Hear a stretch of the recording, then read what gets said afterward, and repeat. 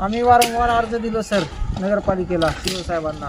आम्हाला जाण्या येण्यासाठी त्रास होत होता आणि हे सगळं घाणीचं साम्राज्य झालेलं आहे, पण ते काही लक्ष दिले नाहीत. ते अर्ज दिलेले आमच्याकडे परत आहेत, त्यांचे फोटोसहित त्यांना आम्ही अर्ज दिलो होतो, पण त्यांनी दुर्लक्ष केले. मग आता हे तुम्ही स्वखर्चानं करता? हो, आता हे आम्ही आमच्या कॉलनीतील सर्व नागरिक मिळून स्वखर्चाने करत आहोत. म्हणजे तुमच्याकडं नगरपालिकेचं दुर्लक्ष आहे? हो सर.